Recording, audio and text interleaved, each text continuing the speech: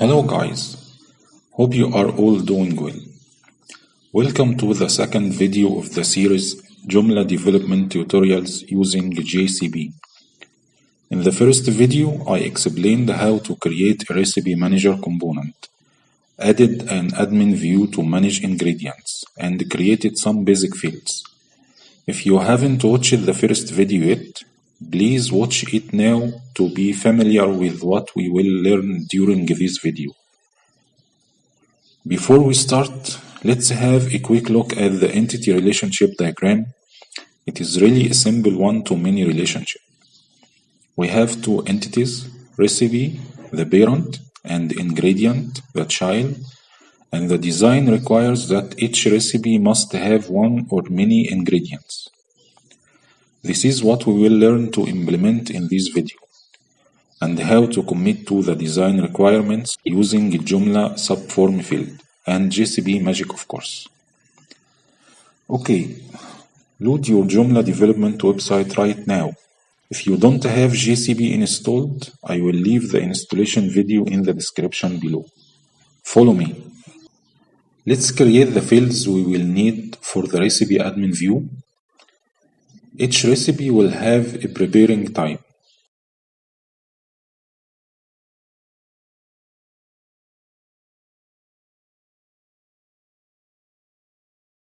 So, let's create a number field to enter the preparing time for each recipe record.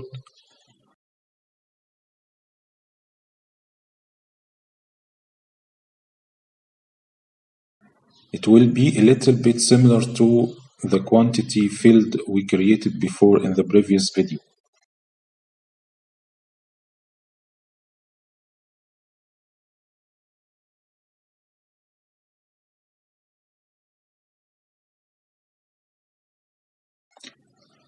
To help the user who will enter recipes, tell him the preparing time is in minutes.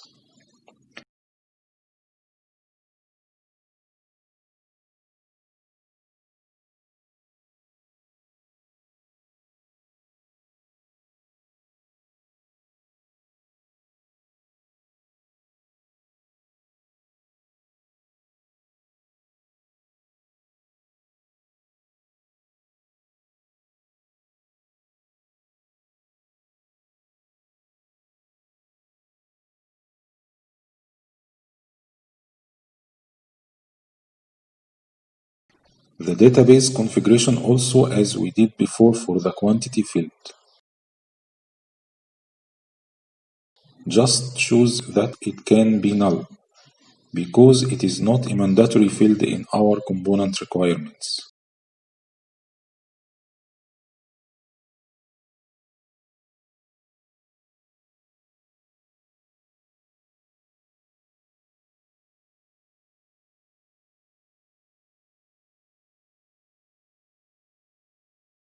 To organize the recipes, let's create a category field to select the category of each recipe. This will be helpful when developing the front-end view, where we can use it as a menu item parameter to display recipes of a specific category. We don't need to create a category table and view, because we will use the categories of Joomla content component. We can use the extension property to restrict the categories we will create in our component, so no categories from other components will be accessible. The way to do this is by entering our component name in the extension property. In JCP, you can use component as a placeholder for the component name. This is useful in case you needed to change the component name later. Then you don't need to change the component name manually. The new name will be replaced automatically when you compile the component. We don't need the category list to show the root category. So remove true value of the show root property.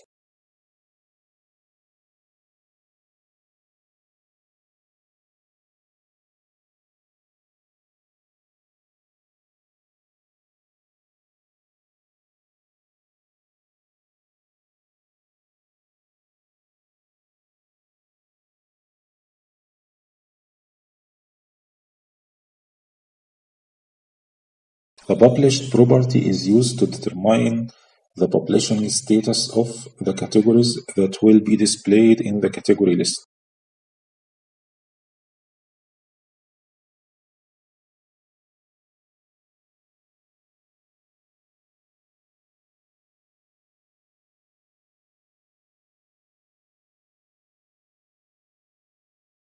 As usual, we need to configure the database options.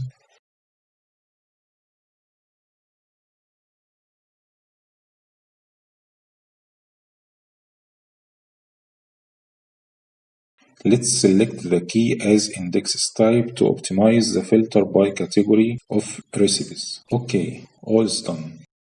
Please pay attention starting from here because we will create a field of very important type. It is the ingredients list field and the type is custom. This custom type is used to build a dynamic drop-down list. Dynamic means that the values of the drop-down will be populated by the records of the ingredients table. Add select list to the field name to distinguish it from other fields having the same name. The type property can be any value, as it is a custom field, but it is recommended to choose an expressive name. Ingredients, for example, in this case.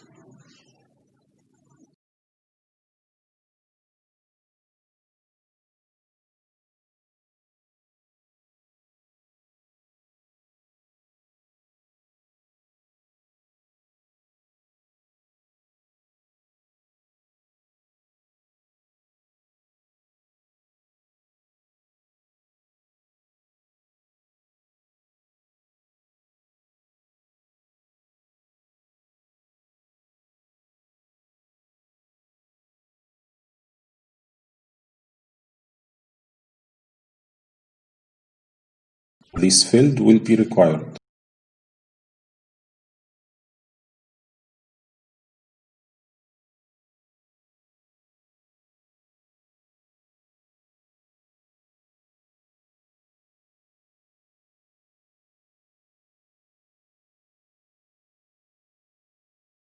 Disable displaying a new button to the field in the edit view.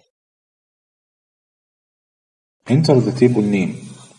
You can find it in the database installation file. It is ingredient in this case. In general, JCB uses the single record name of the view as the table name. The value field and the key field properties are the database column names, which will be retrieved and displayed as the text and the value of the drop-down list options. Here is the PHP code that JCB will generate for this custom field using the properties above. Configure the database options as usual and save to proceed to the next field.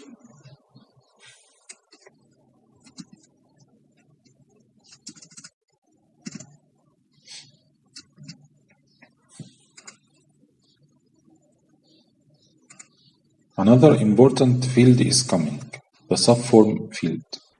The subform field type provides a method for using XML forms inside one another or reuse forms inside one existing form. If multiple property is set to true, then the included form will be repeatable. Let's create the ingredients list of each recipe as a subform. So please remember the ID of ingredients select list and quantity field, which we will need to configure the ingredients list subform field.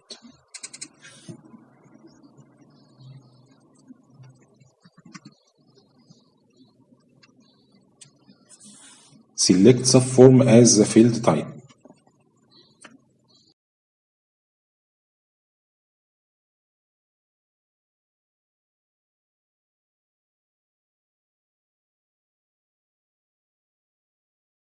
Let's use ingredients as the field name and the database column name at the same time.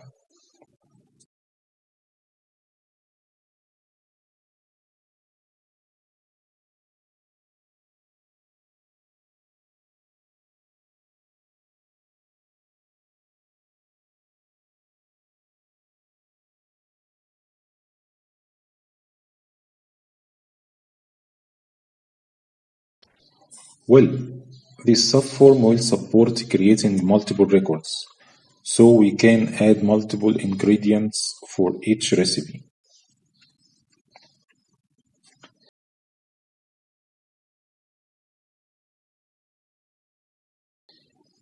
Enter the IDs of the fields that will be included in this subform.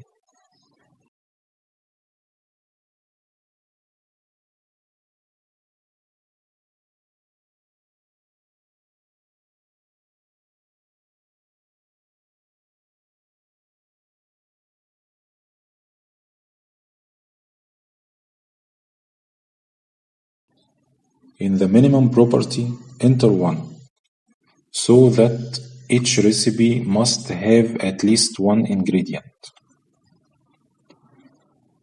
The default data format of the subform field type is JSON string, so it is better to set the database type as text to support multiple records.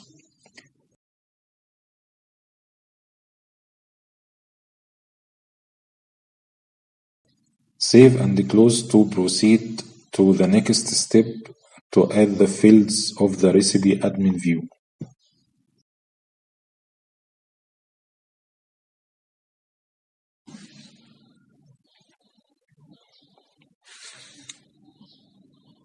Go to Admin Views Manager. Edit the Recipe Admin view to add a dashboard icon for the Categories view.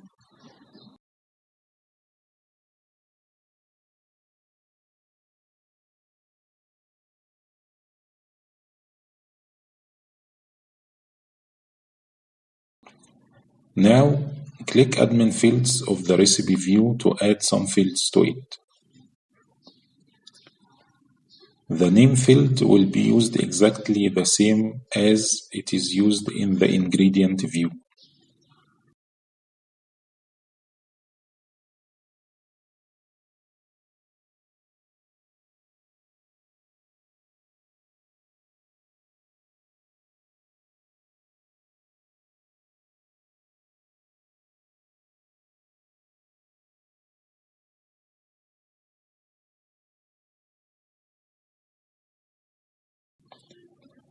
However, we are going to use an alias field in the Recipe Admin view to support search engine friendly URLs at front end.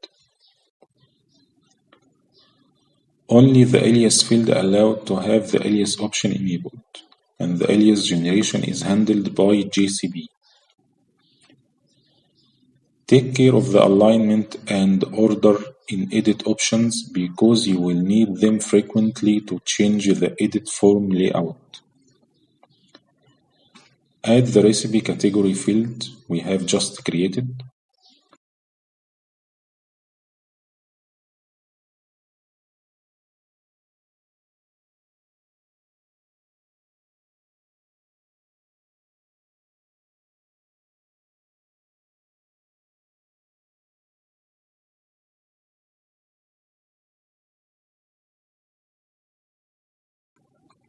Add the description field.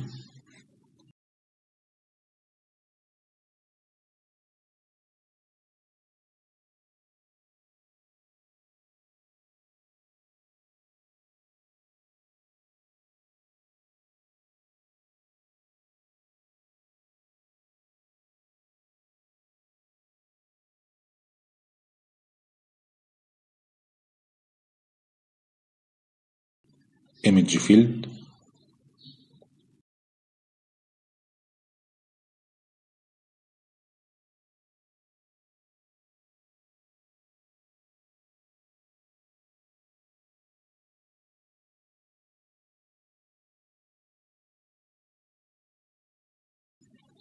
Preparing time.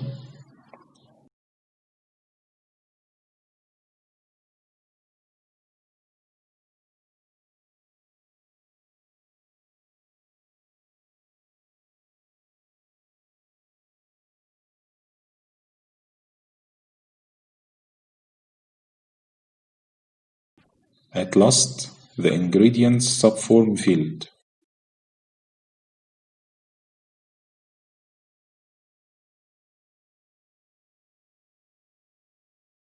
Position it underneath tabs.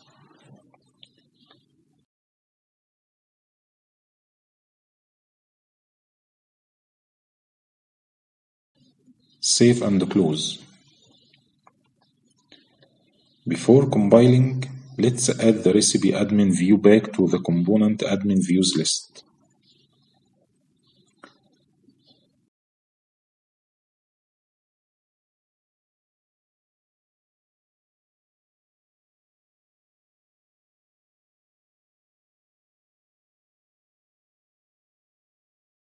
We want the recipe view to be accessed through main menu and the dashboard as well.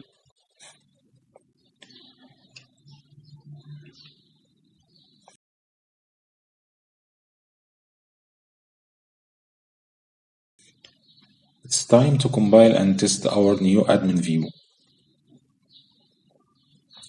You can notice here that JCB has increased the version number automatically because we added a new admin view with a database update.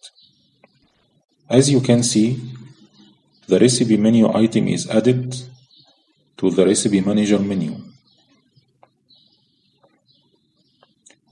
Ingredients are still there. That means JCB has updated the component. Therefore, the entered data is still there. Also, the categories dashboard icon is added to the dashboard. This is the recipe edit form. You can see the ingredients list at the bottom with the ingredient drop-down list we have created as a custom field. It's time to create some recipe categories to test the recipe admin view.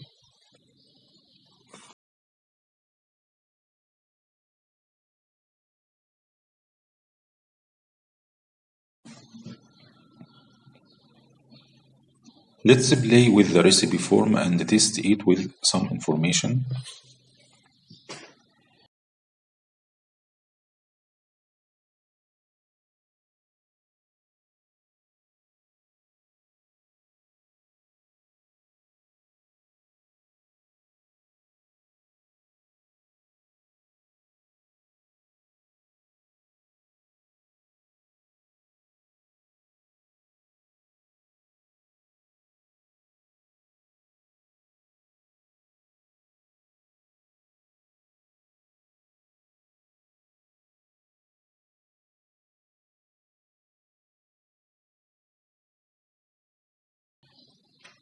The ingredients list has 0 items, so it must give an error on saving, because we configured its field to have at least 1 item.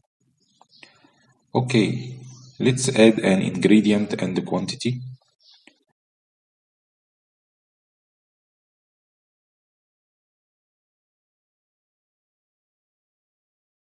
Save.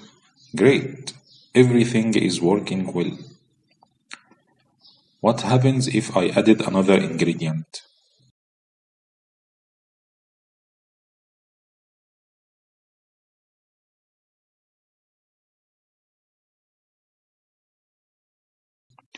Well, it is added and the ingredients order is preserved. Let's try and change the order. Great, it is working.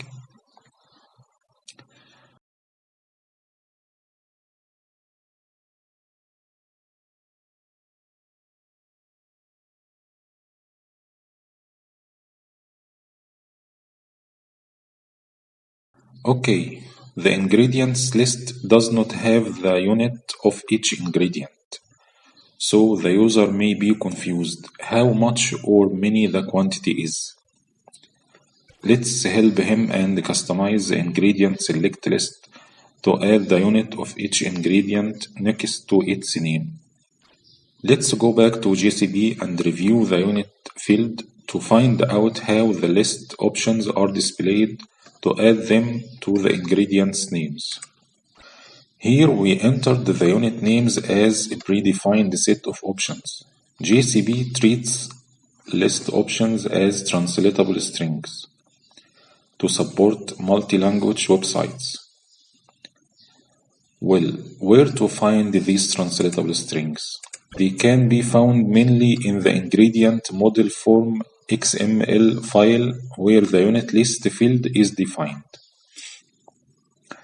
Also, they can be found in the ingredients model.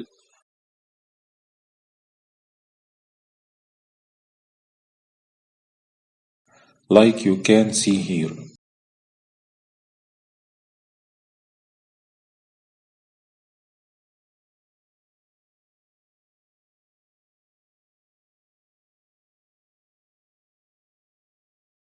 They are collected in an array and the array is used to retrieve the text value of each unit.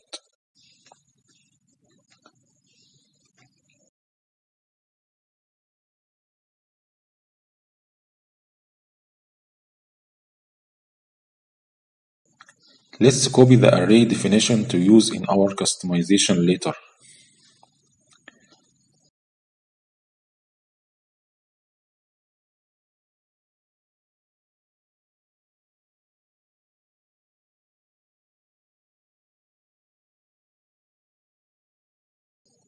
Edit the ingredient list field to customize it. Scroll down to the PHP area.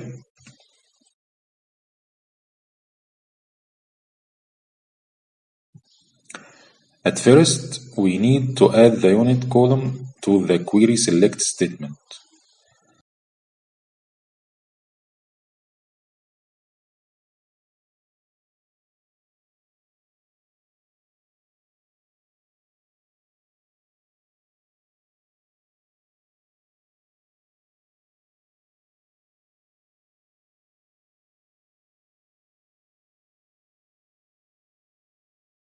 Well, after the check for item's existence, paste the unit array definition.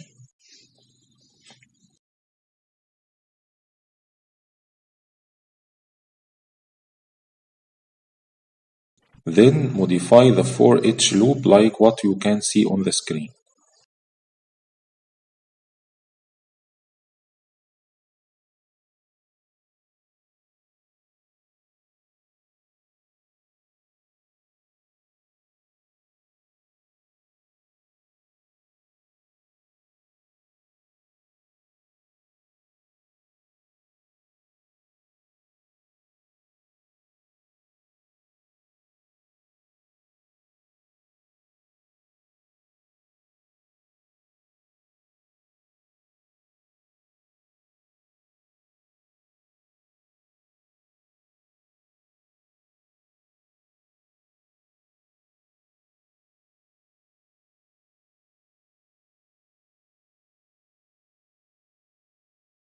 Save and close.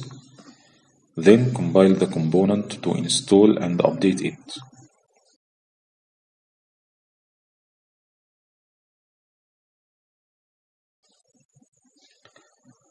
Let's check how the ingredient select looks like. Well, the translatable unit name is displayed next to the ingredient name. But we want to display the translated unit name. Don't worry, it's too easy to do. Just call the JText translation method to display the translated unit name. Edit the ingredients select list field and modify the PHP like what you can see.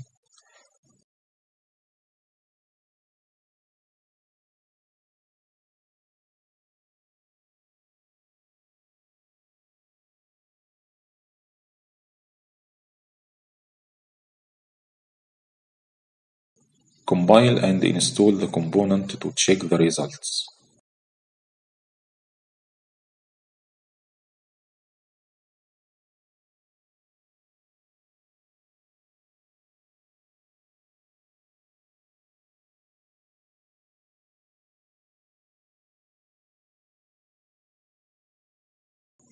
Great, it works as expected.